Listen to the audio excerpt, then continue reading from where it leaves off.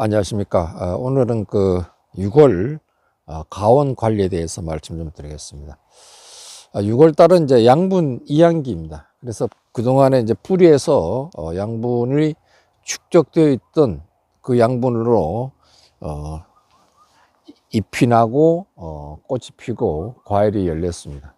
그럼 6월쯤 되면은 그 양분을 모두 이제 소진하게 되는 거죠. 소진하고 그 다음부터 양분 이양기를 하는 겁니다. 잎으로 이양합니다. 그냥 뿌리에서 잎으로 잎에서 이제 양분을 가지고 살아가거라 이렇게 이양을 하게 됩니다. 그러니까 그것이 이제 6월 한 중순쯤 되지 않겠나 이렇게 생각합니다.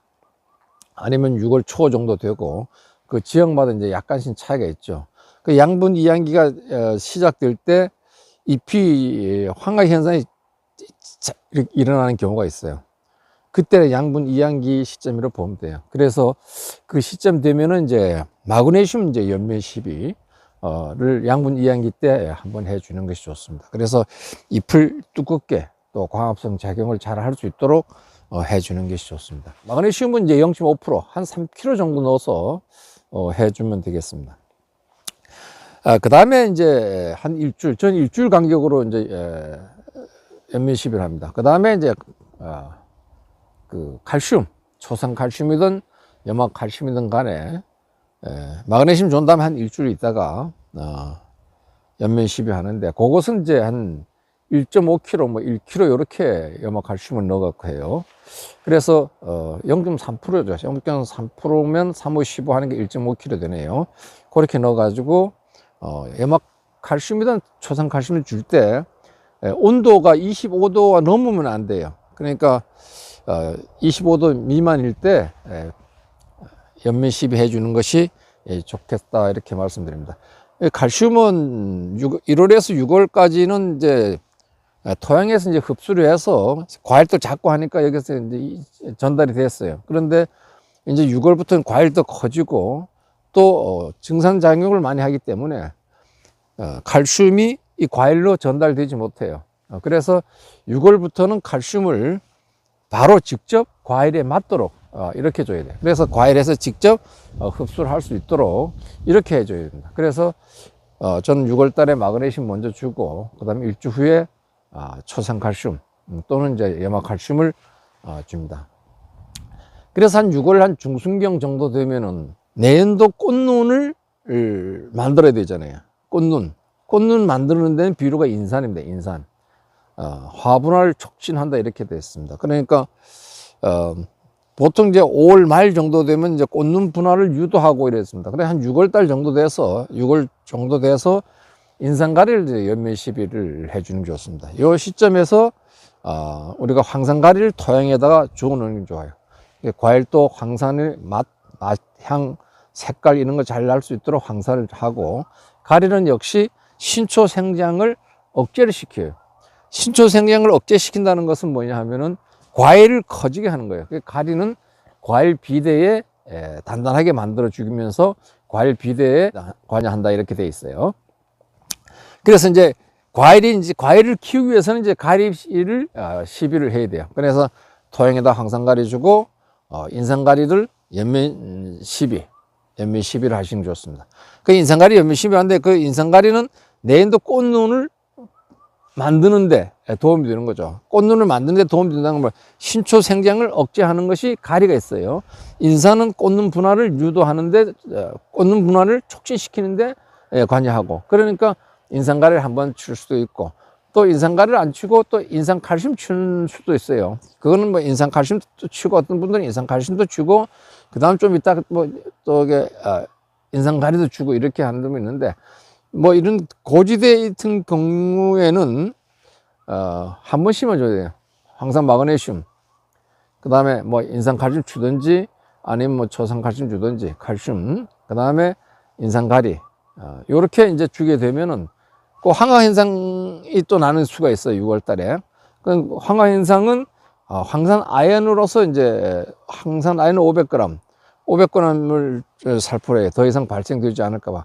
그런데 마그네슘 주실 때 황산 아연을 포함해서 마그네슘 3kg, 황산 아연 500g 요래 넣으셔가지고 6월 초에 5월 말에도 괜찮습니다. 보고 육아기를 벗어났을 때 이제 뭐 연면 시비 뭐 자주 해도 괜찮으니까 현재는 육아기에 솜털이 이렇게 있는 거 보면은 그래서 6월 초부터 시작해 가지고 7월 뭐 중순까지 요렇게 한 번씩 이어지면은 그다음에 착색에 이제 신경 쓰신데 그 이후부터 그렇게 해서 주시고, 그래서 이제 인상가리를 한번 주는 것이 내년도 꽃눈을 만드는데 꽃눈 분할을 촉진시키는데 도움이 된다, 이렇게 말씀을 드리겠습니다. 이제 생장에 대해서 좀 말씀드리면, 신초 생장이 이제 정지가 돼요. 6월 달에 6월 한 중순경전 넘어가면은 단가지, 작은 가지에서부터 멎지기 시작해요. 그 다음에 나중에 제일 긴 가지가 멎지죠. 그래서 6월 달에 이제 멎어서 꽃눈이 만들어져 있는 것이 제일 오래도록 꽃눈이 만들어졌잖아요. 3월달, 4월달에 꽃이 피니까 그 다음에 4월달에 피니까 그때까지 굉장히 오래도록 자라게 되는 거예요. 그래서 가장 일찍 6월에 7월 최소한 6월 달에 만들어진 꽃눈이 제일 좋은 꽃눈입니다. 제일 오래도록 크니까. 그래서 또 제일 짧은, 그러니까 단가지, 긴 것보다는 단가지 꽃이 더 나아요.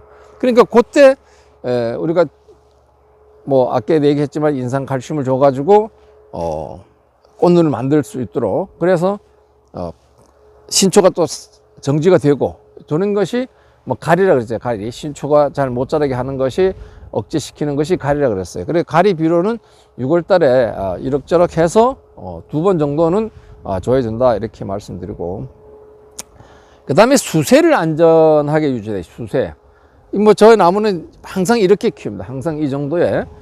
저는 이 수세가 센 것이 아니고 약한 것도 아니고 그냥 비료 줘가면서 키우는데 이렇습니다. 이러는데 요 정도입니다. 요 정도. 그래서 잎도 그렇게 지금 지대가 좀 높다 보니까 이렇습니다. 그래서 약 방제하면 약이 다 들어가요. 하여튼 과일을 잘 만들고 맛있게 만들어야 됩니다. 그래서 그것이 가장 중요하다, 이렇게 말씀드리고, 금년도 이제 꽃눈이 지난번에 제가 영상 찍을 때 뭐 안 한 거는 이 정도 다 안 왔어요. 이거 다 허다이래요, 허당. 여기 하나 살아있네요. 이 안쪽, 이 결과지가 1년생 결과지의 끝은 잘 안 됐는데 이 안쪽에 3년생에 나온 가지, 결과지들은 꽃눈이 맺혀 있어요, 보니까. 그래서 뭐 이 정도면 뭐 달리면 된다고 이렇게 판단돼요. 그래서 수세를 유지하기 위해서는, 수세가 약하면은 과일 한 20% 정도 덜 달아야 돼요. 적과를 더 해야 되고, 수세가 좀 세다 하면은 20% 정도 더 착과를 해서 이따가 작은 과일들은 이렇게 적과를 또 하시면 되니까. 그래서 수세 안정을 가장 신경 쓰셔가지고 하시는 것이 내년 꽃눈 분화에도 도움이 된다, 이렇게 말씀을 드리겠습니다. 그 다음에 보통 보면 이제 이 과일 하나의 잎수가 한 55개에서 60개 정도 필요하다 그래요. 그럼 어떻게 잎수를 칠 수가 없잖아요. 근데 대충 눈짐작으로 하시면 되는데, 원래 기준은 요 책지 하나 가지고 전체를 잎수를 씌고 나누기 55를 해서 60을 하면은 요 개수가 나와요. 예. 그렇게 해서 그렇게 몇 번 이렇게 하다 보면 이건 몇 개 달아, 이렇게 우리가 얘기할 수가 있어요.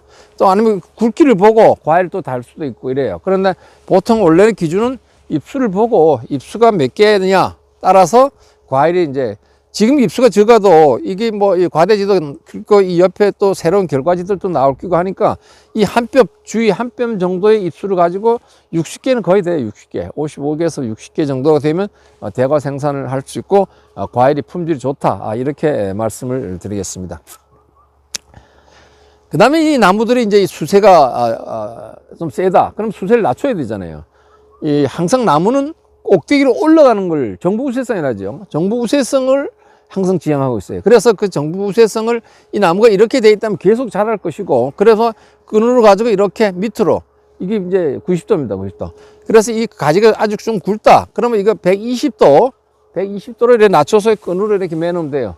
그래서 가지들이, 저희들 가지 보면은 저가 이제 7년생인데 계속 비료 주면서 과일을 크게 만들고 있어요. 그런데 가지들이 가늘죠. 그 박사들이 와서 보고 저가 요 나무를 잘 키웠다, 이렇게 칭찬을 많이 들었어요. 그게 뭐냐 하면은 나무가 크지 않다는 얘기죠. 이게 7년 차인데 크지 않고 과지들이 가늘어요.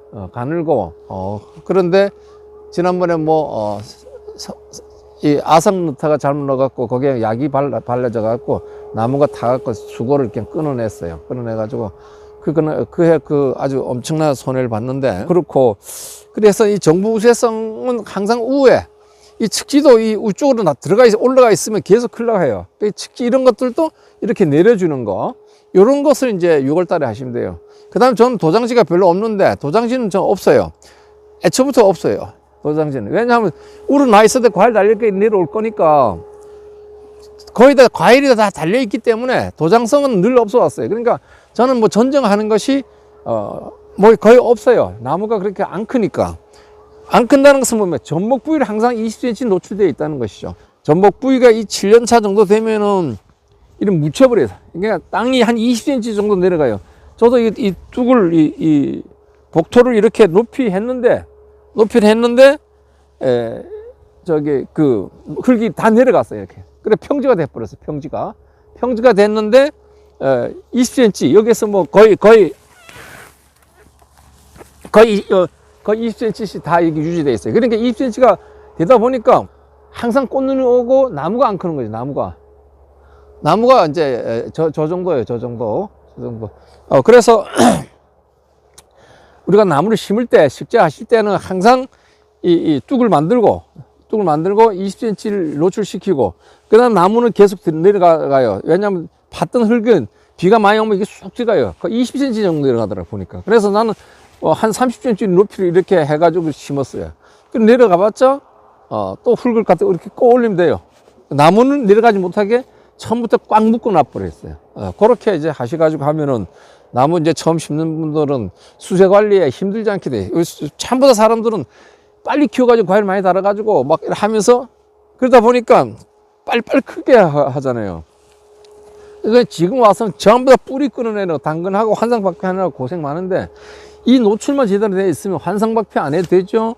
그 다음 당근을 안 해도 됩니다. 그러니까 그냥 비를 줘가면서 키우는 거예요. 비료도 많이 주면 안 되죠. 적당한 양을 주면서 키워가는데, 우리 비료 포대를 보면은, 뒤에 보면은, 진흥청에서 얼마큼 주라고 나와 있어요. 300평에 한 푸대 이렇게 돼 있으면 300평 다 주는 게 아니지. 거기서 저는 같은 경우는 4분의 1을 나눠요. 왜? 이 4m는 비료를 안 주잖아요. 나무 인테만 주니까 그만큼 빼야지.